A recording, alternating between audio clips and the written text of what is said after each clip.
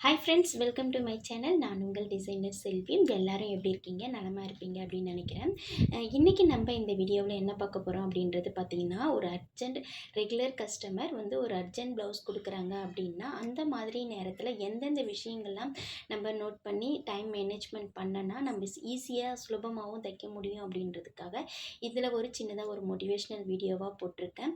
வீடியோவை ஸ்கிப் பண்ணாமல் பாருங்கள். அப்போ தான் நான் சொல்கிற ஒவ்வொரு விஷயமும் உங்களுக்கு யூஸ்ஃபுல்லாக இருக்கும்.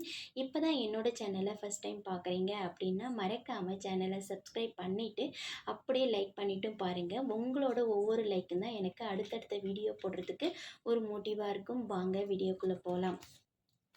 இப்போ நம்ம வீட்டில் நம்மளுக்கு தையல் தொழில் அப்படி எடுத்துக்கிட்டாலே வீட்டில் இருந்து வேலை பார்த்துக்கிட்டே நம்ம இந்த வேலையும் நம்ம ஈஸியாக செய்யலாம்.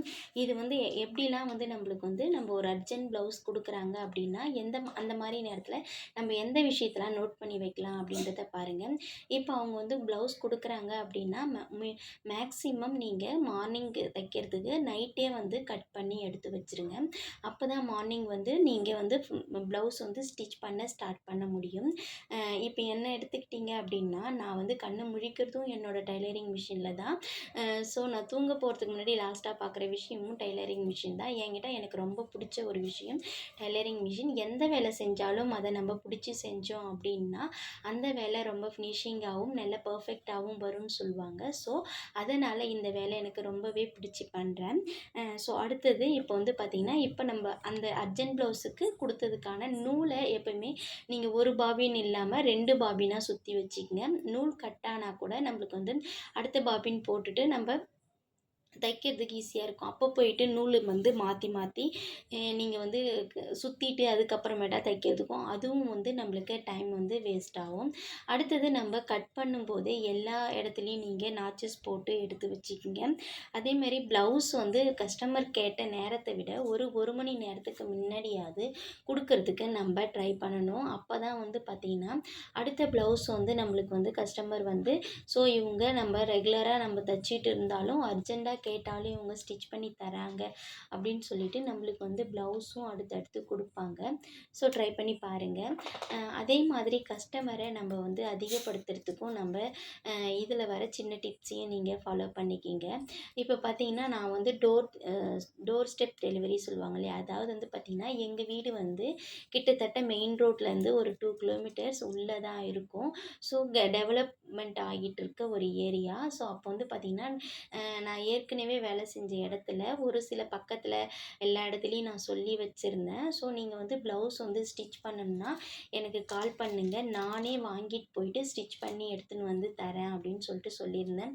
ஸோ ஸ்டார்டிங்கில் அவங்க வந்து கொஞ்சம் யோசித்தாங்க. ஸோ என்னடா இது நம்ம கொடுத்தோன்னா கரெக்ட் டைமுக்கு இவங்க எடுத்துகிட்டு வருவாங்களா இல்லையா அப்படின்றத வந்து யோசிக்க ஆரம்பித்தாங்க. இருந்தாலும் நான் வந்து அவங்களுக்கு வந்து அவங்க சொன்ன டைமுக்கு எடுத்துன்னு போய் கொடுத்த உடனே அவங்க அடுத்தடுத்த ப்ளவுஸ் தைக்கிறதுக்கு பக்கத்தில் இருக்கிறவங்க கிட்ட சொல்லி எனக்கும் அவங்க மூலிமா எனக்கு வந்து கஸ்டமரை வந்து ஏற்பாடு பண்ணி கொடுத்தாங்க. ஸோ அதனால் நான் வந்துட்டு எப்போல்லாம் அவங்களுக்கு வந்து ப்ளவுஸ் தைக்க எனக்கு கால் பண்ணாலும் கூட 2 கஸ்டமர் வந்து எனக்கு ப்ளவுஸ் கொடுத்து இதையும் சேர்த்தே தைச்சி கொடுங்க அப்படின்னு சொல்லிட்டு சொல்லுவாங்க. அவங்க ப்ளவுஸ் கூட எடுத்துகிட்டு வந்துடுங்க அப்படின்னு சொல்லுவாங்க.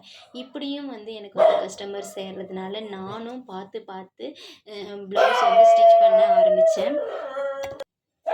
அதே போல் என்னோடய கஸ்டமரை வந்து இன்னும் கொஞ்சம் நான் இருக்கணும் அப்படின்றதுக்காக சின்னதாக ஒரு விசிட்டிங் கார்டு ஒரு 50 விசிட்டிங் கார்டு மட்டும்தான் அடித்து நானும் எங்கள் ஹஸ்பண்டும் வந்து அவருக்கு தெரிஞ்சவங்கக்கிட்ட அவங்க கொடுத்தாங்க. எனக்கு தெரிஞ்சவங்கக்கிட்டேயும் நானும் கொடுத்து அக்கம் பக்கத்தில் கொடுக்க சொல்லியிருந்தேன்.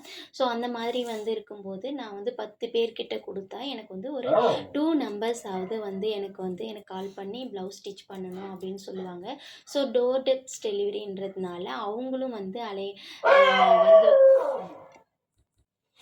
கால் பண்ணி சொன்ன உடனே ஒரு 1 ஹவருக்கு அப்புறமா நான் போனேன்னா அவங்க வந்து எனக்கு வந்து எந்த இடத்துக்கு வரணும் அப்படின்னு சொல்லுவாங்க. நான் போய் வாங்கிட்டு வருவேன். இல்லை மேக்ஸிமம் பார்த்திங்கன்னா எனக்கு அந்த மாதிரி கால் பண்ணி கேட்டாங்கன்னா, என்னோடய ஹஸ்பண்ட் கூடயே போயிட்டு நான் வந்து ப்ளவுஸை வாங்கிட்டு வந்து ஸ்டிச் பண்ணி எடுத்துகிட்டு போய் நான் கொடுத்துருவேன். ஸோ இந்த மாதிரியும் வந்து கஸ்டமரை நம்ம வர வைக்க முடியும். அடுத்தது என்ன பார்த்தீங்கன்னா, ஆல்ட்ரேஷன். இப்போ வந்து நிறைய பேர் கடை வச்சுருக்கவங்க கிட்ட எடுத்துன்னு போய் ஆல்ட்ரேஷன் கொடுத்தா வந்து செஞ்சு கொடுக்க மாட்டாங்க. பட் ஆனால் நம்ம ஸ்டார்டிங்கில் பிகினராக வந்து தையல் தொழில் தொடங்கும்போது நம்மளுக்கு வந்து ஒரு ஆல்ட்ரேஷனாவது வராதா அப்படின்னு சொல்லிட்டு நம்ம எதிர்பார்த்துட்ருப்போம். நிச்சயமாக நீங்கள் ஆல்ட்ரேஷன் வந்து பண்ணும்போது நம்மளுக்கு அதுலேயும் ஒரு நல்ல வருமானம் வரும். நீங்களே கணக்கு பண்ணி பார்த்தாலே தெரியும். இல்லை ஒரு 2 நைட்டி, 2 கைலி, 2 புடவை அடித்தாலே அதுவே நம்மளுக்கு வந்து ஒரு 200 கிட்ட வந்து நம்மளுக்கு வந்து நம்மளால் சம்பாதிச்சிட முடியும். ரொம்ப ஈஸியாக ப்ளவுஸு தச்சு அதுக்கப்புறம் கொக்கிலாம் கட்டி அதுக்கப்புறம் நம்ம வந்து கஸ்டமர் சாட்டிஸ்ஃபை பண்ணி வரதை விட இந்த மாதிரி ஆல்ட்ரேஷன் ஒர்க் பண்ணும்போது மேக்ஸிமம் பார்த்திங்கன்னா நம்மளுக்கு இதுலேயும் ஒரு நல்ல வருமானம் கிடைக்கும். ட்ரை பண்ணி பாருங்கள்.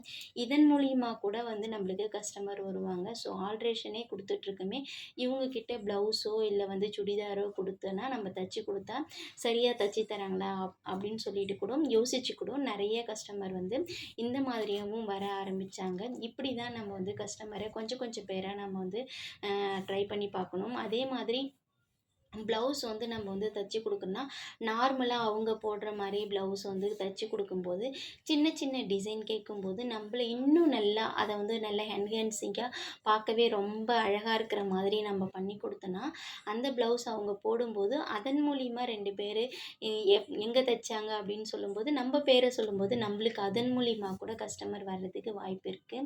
ஸோ நம்ம பண்ணுற டிசைனை கூட நம்ம இன்னும் நல்லா பண்ணி கொடுத்தோம் அப்படின்னா அதன் மூலிமா கூட கஸ்டமர் வர்றதுக்கு ரொம்பவே வாய்ப்பு இருக்குது. அடுத்தது என்ன பண்ணலாம் அப்படின்னு பார்த்தீங்கன்னா, இப்போ ஒருத்தவங்க வந்து அர்ஜெண்ட்டாக ப்ளவுஸ் கொடுக்குறாங்க அப்படின்னா எவ்வளோ வேலையாக இருந்தாலும் வந்து நம்மளுக்கு வந்து எப்பயுமே வந்து அர்ஜென்ட் ப்ளவுஸ் கொடுக்குறவங்க நம்மளுக்கு ஃபோன் பண்ணி கேட்டுட்டோ இல்லை நம்ம எடுத்துகிட்டு வரலாமான்னு சொல்லிட்டு ஒரு இன்டிமேஷன் கொடுத்துட்டு தான் நம்மக்கிட்ட கேட்பாங்க. அப்போவே நம்ம முடியாது அப்படின்னு சொல்லிடலாம். ஆனால் ரெகுலராக கஸ்டமராக இருக்கிறவங்களுக்கு கண்டிப்பாக வந்து நம்ம வந்து செய்ய முடியுமா முடியாதா அப்படின்னு சொல்லிட்டு நம்மளோட டைமிங்கை எப்படி செட் பண்ணிவிட்டு அதுக்கு தகுந்த மாதிரி அவங்கள எடுத்துகிட்டு வர சொல்லலாம்.